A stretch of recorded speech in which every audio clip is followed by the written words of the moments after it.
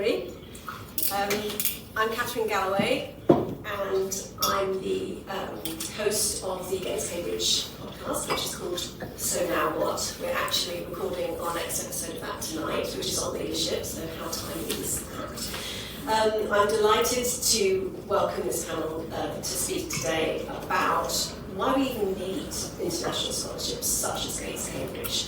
So, very warm welcome to Brendan O'Malley, a fellow journalist, the editor-in-chief of University World News, Professor Riikka Hofman, Professor of Learning Sciences at the Faculty of Education in Cambridge. Obviously, you know Professor Eilís Ferran, who's the Provost of the Against Cambridge Trust, but also a Professor of Company and Securities Law at Cambridge, and Dr. Jonathan Holloway, who's the President of Rutgers University in New Jersey. So we're going to crack on straight away and maybe do a quick fire round to get going.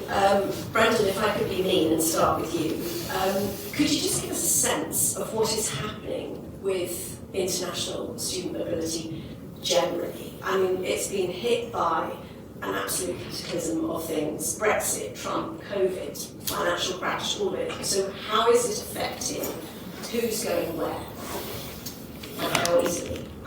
Well, the pressures are going in two ways because, first of all, there has been a huge expansion of international student recruitment, up from about 3 million 17 years ago or so to nearly 7 million now internationally, which is a lot. But they face a lot of there are a lot of pressures against it in certain countries.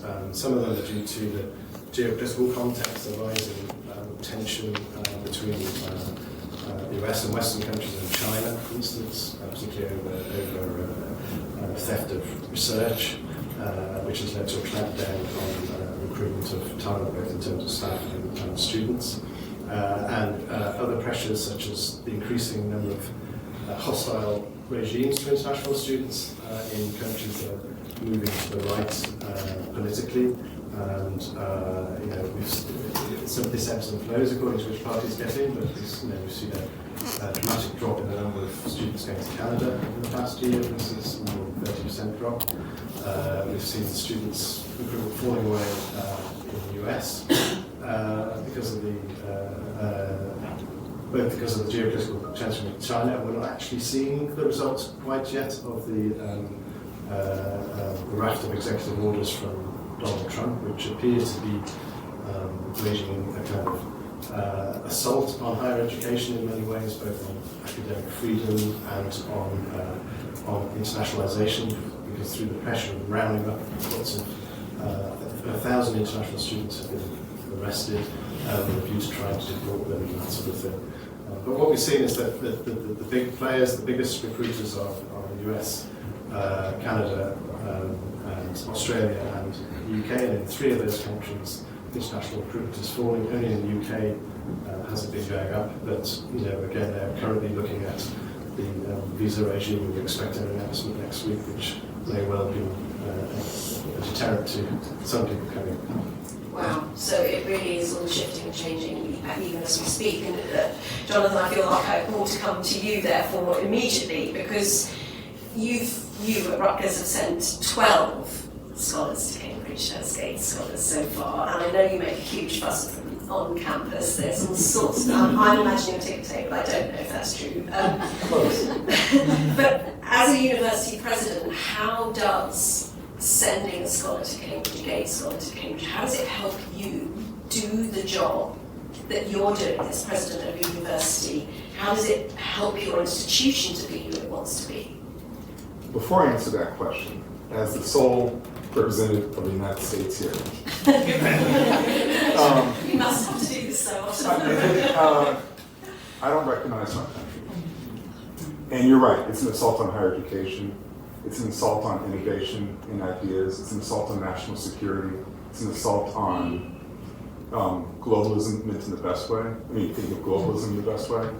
So I just feel obliged to say it. I used to say quite often, one thing I loved about being in the US is that I could criticize it because I love it. I could criticize it and not be in jail. I don't know if I can say that anymore. So I must start there. Going to your question, less complicated one. than the question you didn't ask that I had to address, is why does it matter so much to a place like Rutgers or U.S. institutions to have international scholars or fellows in places like Cambridge? All the institutions I've been affiliated with, research universities, large research universities, have made claims that we are international in our orientation, and that we claim to be of service to the world, and we want to discover the world. Oh, quite literally, we can't do that unless we bring the world to us, just as we are sending scholars out into the world. It's really as simple as that. Beyond that layer of simplicity, though, there's all kinds of important nuances. I deeply believe, and this is not just faith, this is what scholarship has proven, if you want to solve a complicated problem, you bring together people from as many different backgrounds as you can. And when I mean backgrounds, it could mean any kind of backgrounds. In the US context, it could be racial, gender, sexuality, going from there. In this case, you bring international people, different cultural backgrounds, different logics. It will take longer to get to the solution, but it will be a better one, because it will have pressure tested so many different ways that a homogeneous group would never think about. So when I think of actually doing what we claim to be doing, this is why it's important. If we also claim in terms of being in service to the world, and if we're also trying to solve really hard problems, it's another reason we need to have international students there.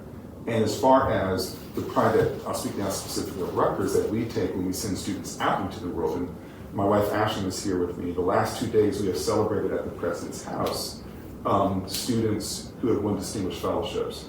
No Gates Cambridge this year, so I don't know who to blame for that one, but we do make a big deal out of them, because they are our ambassadors going out into the world. And frankly, it helps us, I'll just be crass, from a marketing standpoint, to demonstrate to the world and to students in the US that this is all available to them. In a place like Rutgers, and I'll stop on this point, where we have a large population of first-generation students, it's a third of our students. A third of our students are also low-income students, actually more than a third. We bring those students onto our campuses, and then over the next couple of years, acculturate them to the possibilities of studying abroad, with a distinguished fellowship in particular.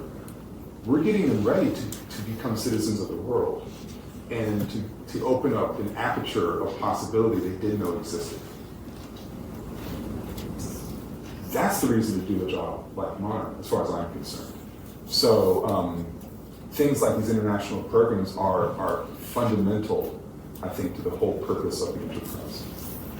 And I think when we spoke before, you said something like it allows you to say we're part of the conversation too at Rutgers. Yes. It's not just the people who you expect, which is Yale and Harvard and everything. Rutgers is like, yeah, we're punching there too. Absolutely. Well, Riikka, I'm going to turn to you because you were part of the very first Gates Cambridge cohort in 2001. Talk about taking a leap of faith. There you arrived, wide-eyed from Finland for your PhD in education. You had no idea actually what it could mean, what it was meant to be. You were the very, very first group. So could you paint a picture of what that felt like for a minute, and also how you've seen that opportunity that Jonathan's talking about, that sense of an aspiration, ripple through your cohort 25 years on? Yeah, absolutely. Thank you. I got a little bit emotional watching that video at the beginning, and it just, in those moments, it just hits you. You know it all the time, but really thinking, I wouldn't be sitting here doing the work I'm doing now if it weren't for this scholarship. When I first queried about the PhD, I was first told there's no scholarship for PhDs for international students, it's just if you can afford to pay yourself. And then someone said, oh no, we've heard about this new thing, and it might be something. And while it's so hard to imagine that now, but those of you who've been in Cambridge for a while maybe can imagine, Cambridge doesn't change so quickly. There were people in Cambridge who expressed doubt and who were dismissive. And they said, we don't really know if this Gates, it's going to be such a good idea. And in particular, there were people who would say, okay, what's this thing about having commitment to changing the lives of others? That's not what academics do. And Gates wanted to have it otherwise. And I think that's the absolute key about the program and what it does. As I was invited to be on this panel, I dug out the very original leaflet that had my 2001 cohort of scholars. And really, as I was looking, it was another emotional moment. I've grown up as a Gates scholar. I've been a Gates scholar half of my life. You can guess my age when you look at the board, and it really struck me. So I'm adding my little name to Mr. Bill Gates' list of matching anniversaries. So I was looking at that leaflet and really was, first of all, I admit, given what you've just been saying, I was first struck by sadness of how things have changed. So many things, lots and lots of European young scholars, many of whom we no longer get because of Brexit. One of the scholars of my original cohort was a young scholar from then newly independent Ukraine, whose research topic were the post-independence relationships between Ukraine and Russia. Scholars from Palestine, where back then we thought things were hard for them, and so many others. But then I also got this sense of hope. And it's something that Eilís often says about the Gates program. One of the things that really struck me is not only how young we all looked, there's that, but how familiar they all looked. So many years later, even though so many of them I haven't seen since. And that real sense that I could reach out to any of these people at any time because we're Gates scholars. And that having that amazing network of people who both want to understand how the world works and who want to change it for the better.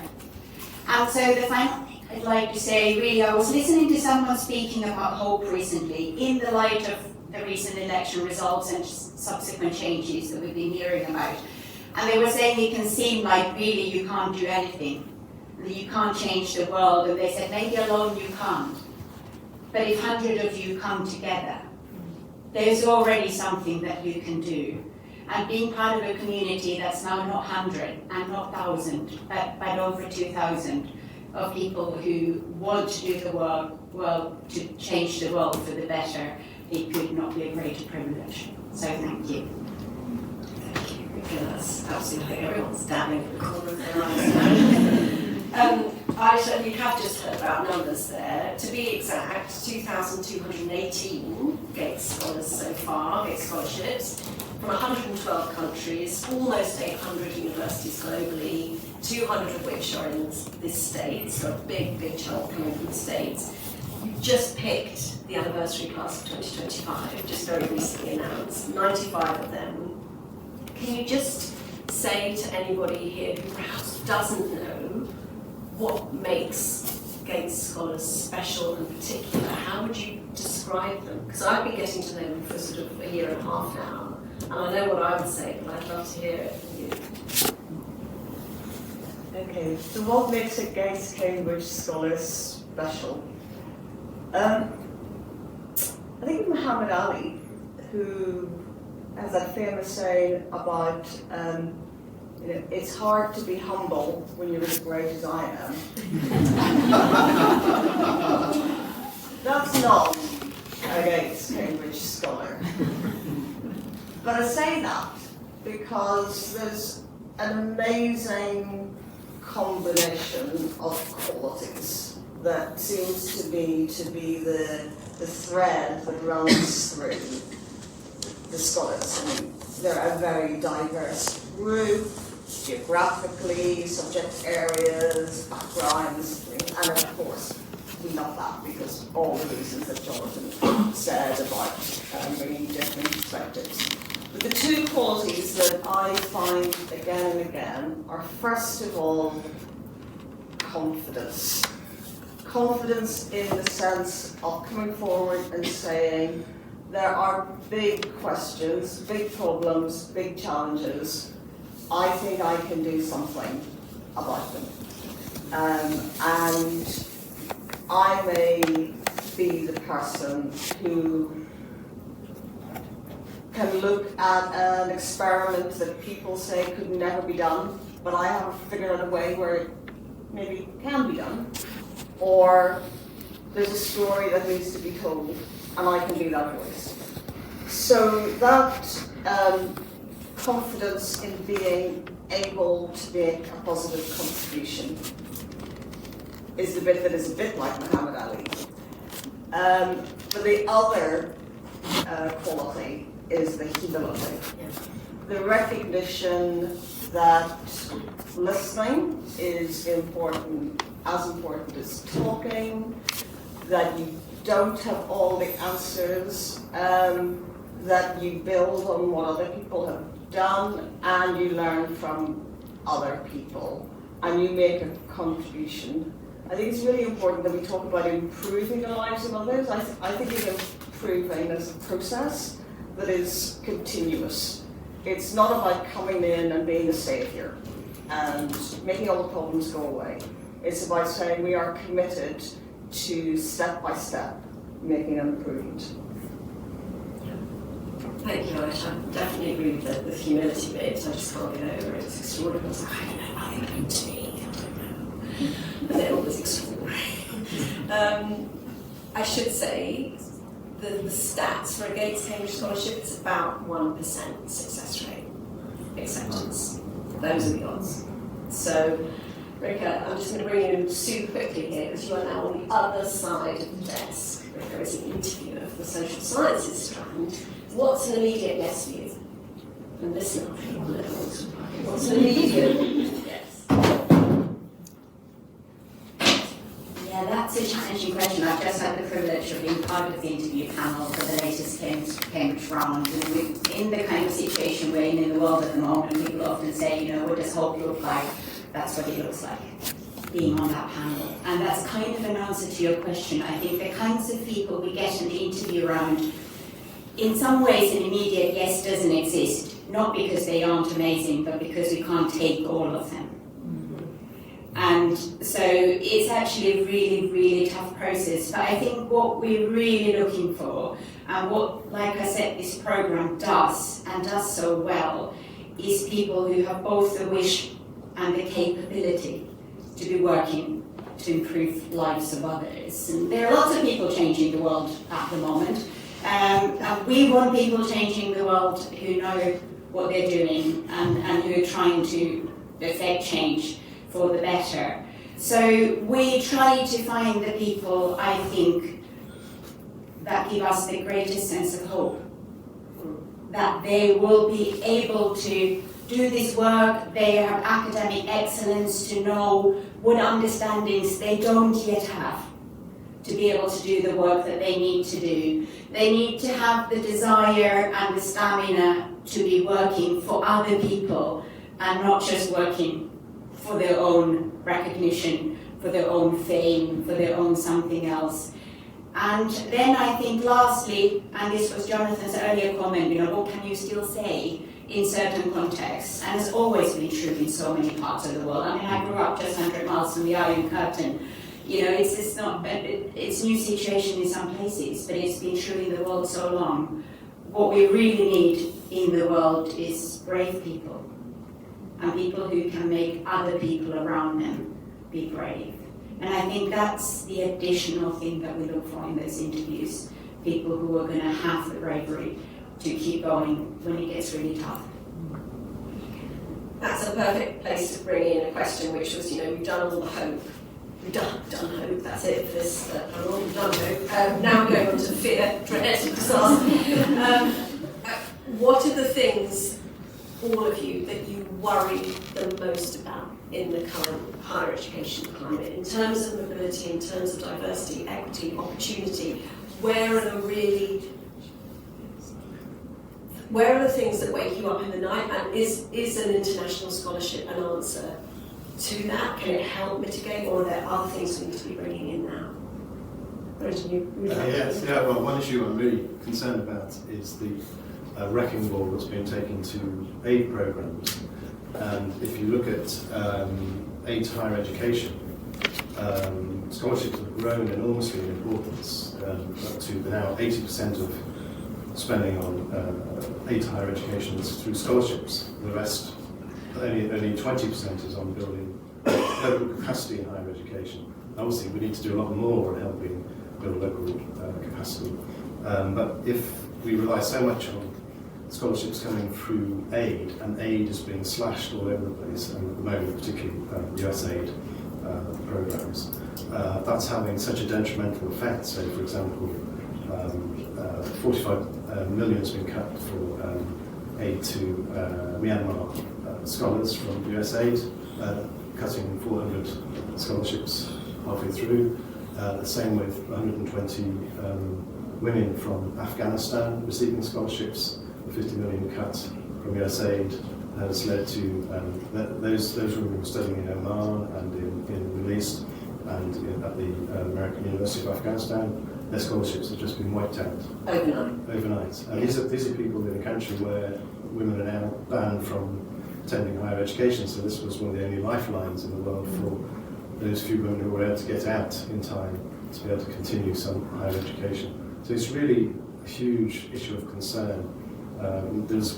By 2022, there's 1.7 billion being spent on scholarships for higher education. It'll be interesting to see what that figure is. Will be in a year or two's time when the impact of USAID cuts and then of other governments following suit, because of course actually Boris Johnson led the way in slashing Britain's commitment to aid from 0.7 to 0.5. Starmer is now talking about cutting it to 0.3, which would be absolutely shocking, relevant to the grant principles, and which was a commitment to 1%, I think it was, on, 0.7% on aid back in the 70s, which we'd only just reached in this country in the 90s. But the impact on scholarships could be absolutely huge. So the numbers for Gates aren't large, but it's an island of quality. We need these islands. We need more of these islands to show, and we've created numbers of Gates scholarships and other scholarships of that ilk to show what can be done to build cooperation and to address inequity in the world. I mean, that brings us on to the point of if we need more islands of quality, is there a place that we draw the line? Is there a place where we say, actually, no, not that philanthropy, thank you, or not that control, thank you? Is there someone we would not, or a situation that we would not want a scholarship from? Could there be a Musk scholarship? Would we be okay with that? I don't know, what do you think? Yeah, I mean, it's an interesting question, right? I mean,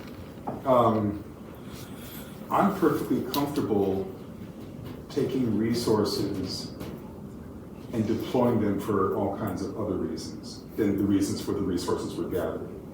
Look, we've been through all kinds of revolutionary moments, lowercase r revolutionary moments in the last 20 years where, not that far from here, I mean, what was the movement at Oxford? I'm forgetting the name of it. But it's, what's that? Oh, so it was the road. It was. I can't remember the name now. But this is, in the U.S. context, it was taking down all these statues honoring Confederate generals and such. And in the case of Rhodes, I mean, I'll speak in presidential language. A complicated individual with a curious past, but had lots of resources that could then be deployed in all kinds of different ways. So there might be, even though it is hard for me to say it with a straight face right now, but if there were, a massive infusion of philanthropic dollars from Elon Musk, I mean, I can't even process that would be a possibility, but if there were, and it was untethered in the sense it could be used for discovery, why wouldn't I take that money to deploy it? Now, that's me being pragmatic. There are plenty of people in a different era of my life, I might have been one of them, who would say that's just dirty money for their politics. I'm like, okay, that's clean. And that may offend people, but I think if that's $1 billion that could be deployed, to support aid programs may not be what that individual wants, but the idea of a gift is that you can't, well, used to be, I mean, all the rules have changed in the last 5 months. But that seems like an extreme example because the name and because the inclination of the person attached to the name. But I do think that this is a moment where, well, heck, I know in the US context, more and more private philanthropies are doing called meeting the moment and changing, to the extent they can, elements of their philanthropic giving and focus to address the crisis that we see happening in the US and beyond borders as well. Or anything that is waking you up in the night? Yeah, look, what keeps me awake at night is that my family are 120 miles from an 850-mile border with Russia. What keeps me awake at night is the US President's relationship with Russian President and his actions.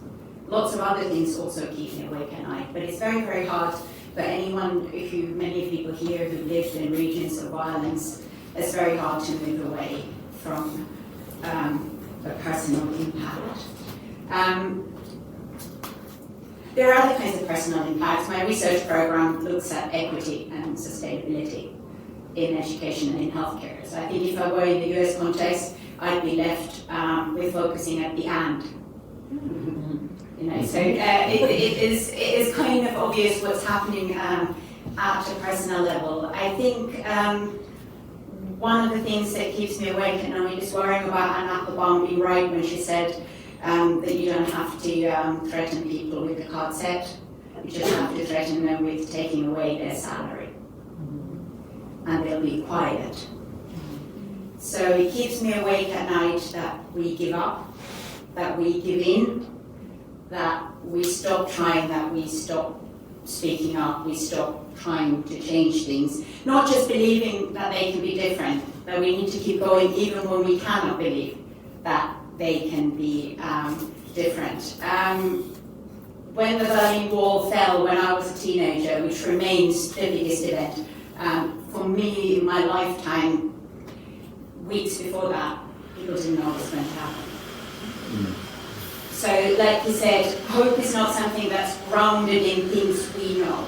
It's not something that's grounded in facts. It's we have to be able to envision the world, straight to be able to be there.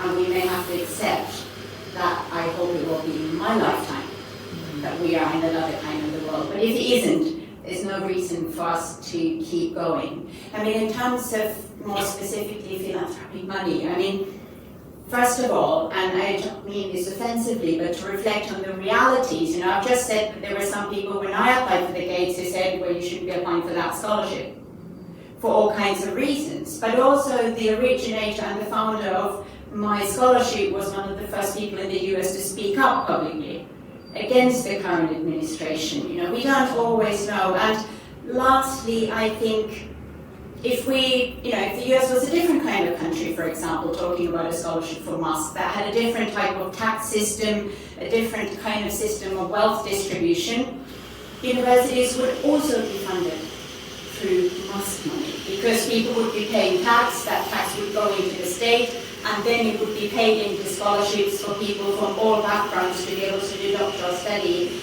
I don't think this takes away the problems that I have in my mind about whose money we should and shouldn't take. I think that's a really, really difficult question every time. But I think there is a point, Jonathan, what you were saying is, can we cut the ties? Can we do good? Can we use this money to try and counteract some of those developments? I don't have an answer. I think it's a conversation that we have to keep having. But we need to find ways of doing work and continuing our work from all parts of the world. Can I just chime in? I don't know if there are rules about this, so I just wanted to ask it. Okay. But so I just want to build on what you were saying. I agree with everything you said. In the US context, one of the really troubling developments when it comes to fundraising is that there are people with immense wealth who are now insisting in new ways that they are going to still maintain control of the money once they give it. That's a big problem in the U.S. context. I don't know in other contexts, I'm just not expert in it. So we need to still abide by that a gift is a gift, that once you give it, you cannot, as the giver, you have to walk away from it. But there seems to have been a real shift in the last, I'll just say 10 years, I'm not sure if that's right, about giving practices. I don't know why, but that is that does not keep me up at night. That's a smaller problem, but it's a real problem structurally. Eilís. And on that, one of the really remarkable things about the Gates Cambridge endowment is, it's still the largest single gift to a UK university, without accounting for inflation. But it was such a manifestation of trust in the university that remarkably few conditions were put on that gift. Any scholarship, any field, master's, PhD, so it was all postgraduate, but it was all left to the academics to judge who would deserve this scholarship, and the only other conditions were that we would look for people with a capacity for leadership and a motivation to improve the lives of others. So to give that degree of freedom and to give that level of trust in the institution that you are endowed with the money was remarkable, and I think we should continue to say that very clearly, because we can see that it works, and we're using the ripple effect as our theme of the year to capture the idea of, all these wonderful scholars come to Cambridge and then they go out into the world and they do all sorts of things that we could never have predicted. But that's actually the thing that makes it really special, that we're not setting kind of guardrails in place that are constricting scholarship, innovation, and originality.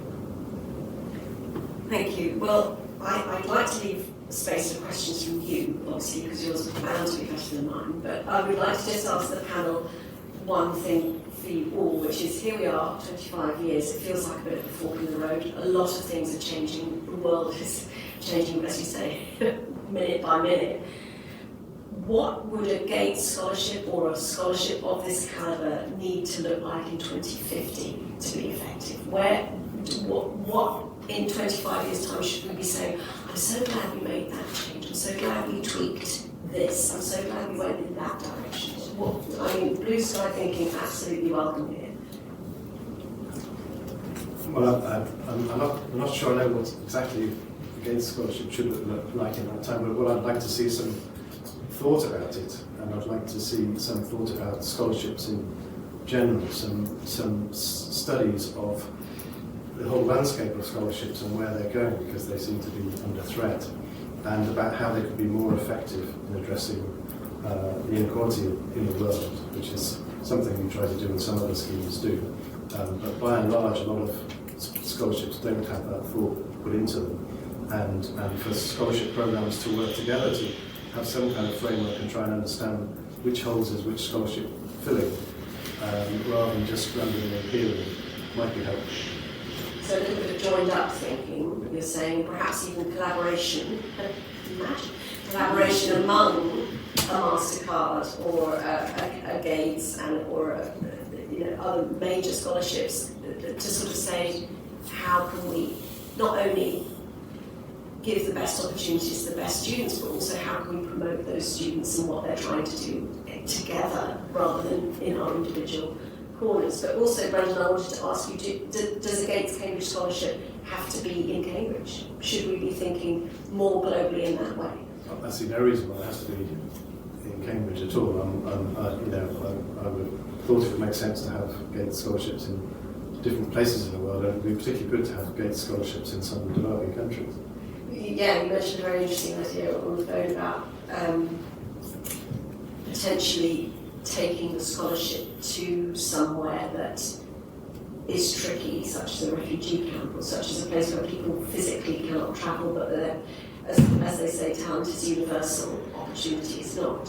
Can you take the opportunity to the talent? Yes, I mean, well, one of the great programs is the DAFI program UNHCR has, which is about giving scholarships to refugees in their country of their first country of they've landed in seeking asylum, which the idea is to be nearer to home rather than when they've gone all the way across the world, so that they're more likely to go back once they've developed their knowledge and when the situation may allow. Because often they're refugees from conflict or from disasters, which take take a long time for that area to settle down again. But another thing that is happening is there is higher education is being developed in refugee camps, where through partnerships, which can involve scholarships, where Western universities and local universities, say in Dadaab refugee camp or Kakuma in Kenya, where Kenyan and US universities, Canadian universities are working together to provide programs in learning centres in the refugee camps, so they all get together. They do have a sense of being in a learning community. It's just how can we expect refugees, especially from a very less developed country like Somalia that's been under conflict, who may have never had much opportunity to go to school or much opportunity to experience higher education, suddenly be given, it's often thought, well, if you could do that remotely online, then that'd be a solution. But how can you expect them to suddenly learn on their own online for the way you do things? Whereas if you put them in invite them into a learning centre where they can enjoy the learning experience of being in a group of learners and discussing things together, but they can be taught online from professors in universities elsewhere in Kenya and in Canada and the US.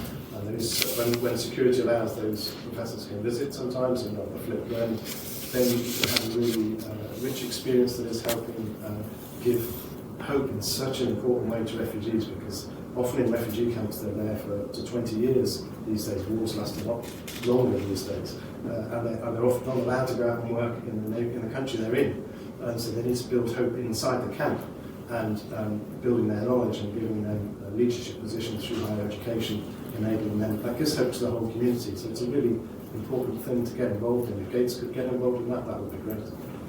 Riikka, it's your scholarship. What would you like to see it look like in 2050? Yeah, I mean, those are really, really interesting thoughts, I think. And my research program looks at equity in education. So obviously, I'm in support of expanding opportunities, and I will come if you want to take us somewhere and work in other places. I think there's also a part of me that's a little bit unapologetic at this time, this moment in time, that we are at Cambridge and that their scholarship is in Cambridge. You know, for the time being, I'm sure as many of us former Cambridge students have spent a lot of our time being critical of various things about this grand institution and its traditions that we're less proud of. But I think we are at an interesting point in time where our university has made and is continuously making on a daily basis an absolute commitment that we can do scholarship on whatever we deem as important. And we know that this is not true on the other side of the pond, but having been involved in recruitment of academic staff a lot in the last couple of years post-COVID, we're also hearing this more and more from other UK universities, their institution management saying these and these and these topics, we're not doing those. We've had people come to interviews for professorships, assistant professorships at Cambridge saying, what am I going to be allowed to research? So there are upsides, and there was some foresightedness perhaps in bringing the scholarship here. And two things that I want to highlight. Firstly, this is a trust. It's not just a trust as an institution.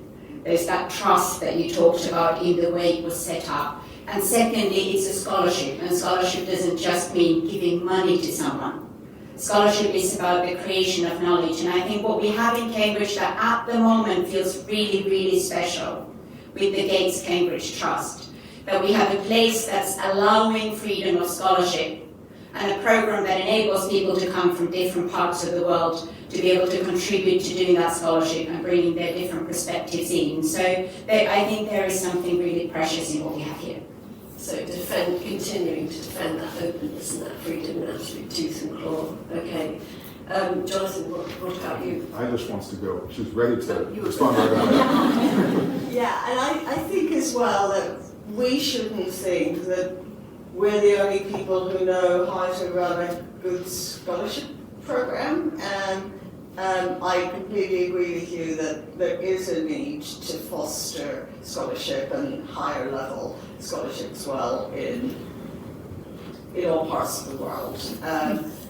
But I would never presume to think that we would necessarily be the best people to do that. I think that what we need to do is to be very open in sharing our expertise of what works, and hope that our founder, our patron,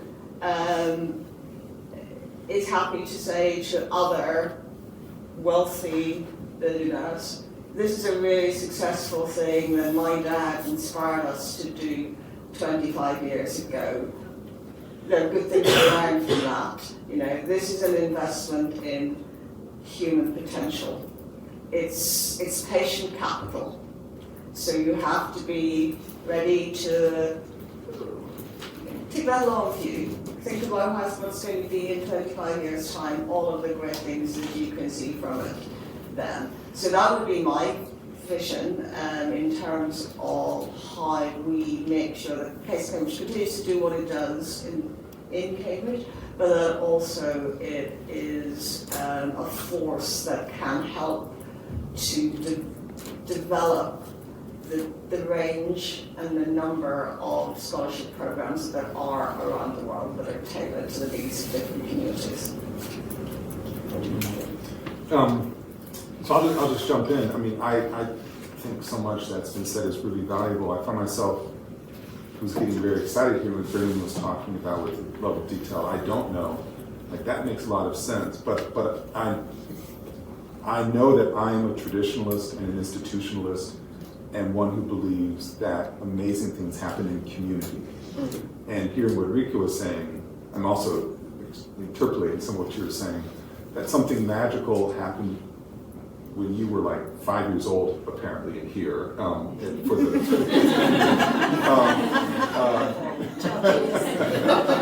But that you knew that you could count on or call on these people today, if you haven't spoken in 10 years. There is something really quite powerful about that, being in a place. And I don't know enough about Cambridge to speak to its great strengths or its great faults, and that could be at any institution. But I do know there's great resources, great opportunities, literally here. And so bringing people to this place, now it may be part of a more flexible structure where part of the year is here and part of the year is in other places, in crisis zones and whatnot. Maybe that's the way forward. My first thought, though, before they started to answer, was a phrase popped in my head. It says Global South. I mean, this is, in terms of areas of opportunity for everybody in the world, and areas of risk, it's the Global South over the next 50 years. Youngest part of the world, fastest growing populations, with all kinds of incredible natural resources and incredible risk of disease. And you name it, everything's intensified there. And so I think the world's powerful institutions, power in terms of resources or intellect or some mixture of the two, should be paying heightened attention, not in an extractive way from the Global South, but in a complementary way. And the way I think Cambridge could do that would be really doing the work of identifying the talent, because talent is everywhere. Doing work of identifying the talents in other places, and maybe that means more cultivating work over the course of that gets somebody ready to be considered for a Gates Cambridge Scholarship. So it's a different kind of work, so that then the Global South could come here, have that sense of community, build a stronger network, and then go and repair the world in a non-colonializing, non-extractive way. Thank you very much. Well, I mean, everyone's probably bursting to ask something, so do shoot your hands up, and we'll try and fit in as many as we can in the micro minutes that we have left. Any questions? Oh yes, sorry, pardon. Yeah, hi. Hello, I'm Helen Pennant, Director of the Cambridge Trust. Congratulations on 25-year anniversary. The Cambridge Trust also offers scholarships to international students at Cambridge. I'd like to ask a question of Dr. Holloway, if I may, about the student experience, seeing as you referenced it very directly. So a scholarship programme removes the financial barriers for a student to access university. What else should it do? Or perhaps removing the financial barriers is enough? So I have a technical question. Is it okay for me to turn my chair this way? Okay. I didn't know if there was, this is very awkward. That's a great question. It is not enough just to give money. It just isn't. You have to build structures around it. You have to, I think, you have to find ways to make sure that people, I'll put it in a slightly different context that makes sense at Rutgers University. We have a lot of first generation students, and we give a lot of financial aid to those students. For a lot of them, it's free. So our lower income students. But you can't just bring a student in who does not come from a college going tradition, who doesn't have resources, and say, here you go, just go, be a student. That is not going to be a recipe for success. We have to build wraparound programs, and it is expensive, but some of the expense is, a lot of the expense is material, but the other expense is just creativity and the willingness to find ways to connect with students figuratively where they are and understand where they're, and I use this term in a very gentle way, where their deficits are, like where they just don't know certain things. A very simple example, and it borders on silly, but it's very serious. We have a program that we do at Rutgers that supports these kinds of students with a special scholarship. It's a U.S. program called Posse, and it brings in like 12 or 15 students from a particular place to a school. We started, Posse has been private institutions in the U.S. until Rutgers is one of the, I think it's in the first two public. And there's a whole story behind that. Again, this is only 12 students, so this is tiny. But I made sure from the beginning that they're going to have dinner at the president's house, sitting at the grand table, and with the full display of all the china, all the complicated table settings. And it may sound so silly, but we sit down together and they look like, what in the heck is happening here? I said, well, I'm going to walk you through this. And I explained the forks and knives. It's an etiquette thing, as well as you're sitting in the president's house, we're breaking bread together, we're learning from each other. But I want you to be in this environment so it becomes natural. So that whenever you go, this code is now cracked. That's a very simple, tiny example, but it does make a material difference. So I do think you need, take that, make it much grander, much more complicated, much more generous, and then you actually start making a difference. Because you want to have people to unleash their intellect and potential. They need to know how to navigate a space. Just as I'm terrified of crossing the street in the UK because I don't know which way to look. I have not figured it out. If I could figure it out, I could free up that much more brain activity to do other things. And I mean that quite seriously, right? So we need to do things to minimize the cultural presumptions of how you operate in space so that natural genius can emerge. That makes me think of Tora Westover, who of course was a Gates scholar and wrote this beautiful book, Educated, and she describes arriving at Cambridge for her very first day, and somebody shows her to her room in King's College and says, make yourself comfortable. And she's grown up in rural Idaho, has never been to schools, never had a passport, hasn't been vaccinated, family were Mormons, never ever sent her anywhere, and she said, I could not describe to that person how impossible an ask that was. I cannot make myself comfortable in this space. I don't yet belong. And the whole of Educated, which is what we're really talking about, is what is an international education. It's that, it's getting comfortable in those spaces. Yes, sorry, I saw a hand up there, yeah. Thanks so much for this chat. My name is Ferran. I'm a current Gates scholar in residence first and final year. Thank you so much. I guess I'll begin with the anecdotal evidence, I suppose, that my question stems from. So, and it's in the same vein of this question that we've just been discussing. I've noticed that, for instance, right, obviously I'm sure you can tell from my accent, I came in through the American round, and that is a situation where I noticed people selected in that round. Thankfully, Gates does not have an upper or lower age limit, right? But we tend to skew much younger than folks from the global south as you selected in that round, as you mentioned, right? My brother was selected as a Shoresman Scholar this year, right? And that does have sort of an age limit, but he was selected at 21. I was selected at 21, for instance. But I've noticed, because I spent a lot of time in some other African spaces here, everyone is exactly 29, because of the amount of time it takes to work for a few years and get a master's, and then be considered sort of legitimate enough to be admitted to Cambridge as a university or some of these scholarship programs.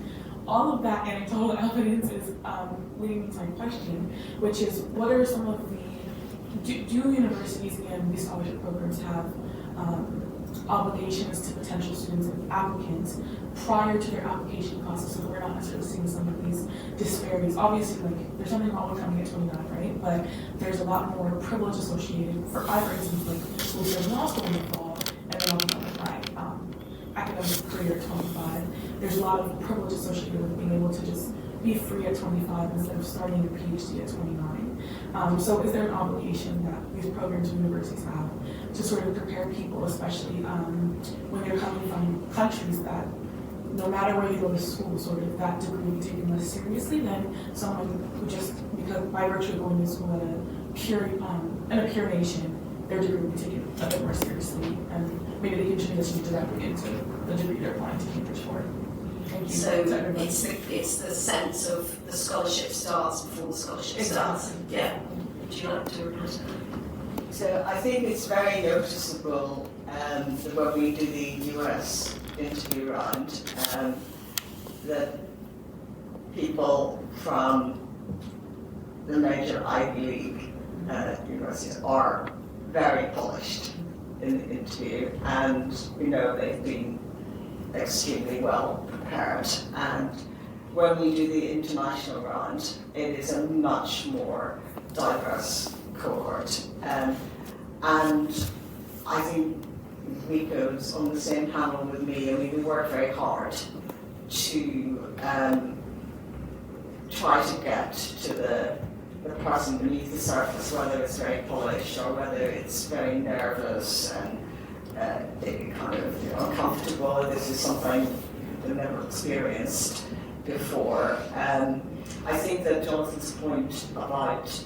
as scholarships develop into the next 25 years, whether there is more that we can do in this respect to take the outreach activity more into earlier stage. I think there's a lot of potential there. I mean, for us in Cambridge, and thinking about the collaboration and the partnership, I mean, we're absolutely delighted that we have MasterCard Foundation in our building with us, and the MasterCard scholarship is for masters, and so for us, the potential to be able to work with MasterCard to take people onto the PhD pathway after their masters is a really kind of lovely. Of course, we recognise that we don't want people saying Cambridge forever to go back and that. But I think there is room for us to really continue to ourselves improve in that respect, and it's an important issue. I could take one more question if it's lightning fast. Anyone? Does that mean intimidating? You can answer lightning. Okay, well, I'm sure you. Oh, pardon? Yes, hands are up. Perhaps I can ask. Go for it. Hello, my name is Ferran, first year PhD student from Darwin College.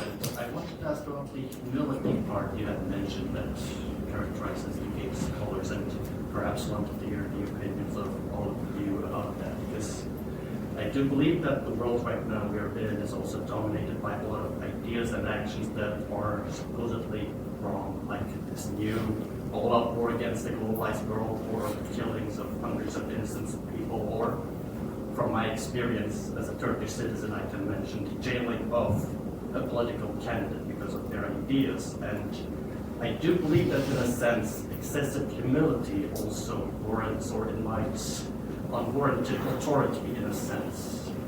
What would you say about that? Because Yeah. Riikka, you talked about humility and bravery. Do you want to maybe set onto that? It's a really, really good question, and I think this is why we enjoy being in this community, of always getting another angle to look at something that sounds so obviously good and positive, and get there being another angle. I think for me, the key things about the GATES program and its focus is while it changes individuals' lives, like it has changed mine, the key question is not really what did the program enable me to be, but what it enables us to do in the world. So it's not so much humility saying we are nothing, we can't do things, but it's changing that focus. What I tell my new postgraduate students when they arrive in Cambridge, and many of them feel quite terrified and don't know how to navigate a space either by class or culture or lots of language, lots of other things, and should I be here? What I always tell them is what I want you to do is change that question and stop asking yourself, should I be here? And start asking yourself, what am I going to do with the learning opportunity that this is giving me? If I could add very quickly to that, it relates to stories I've told, advice I've given to students, in this case in the US context, as I was faculty mentoring African American students and first-gen students.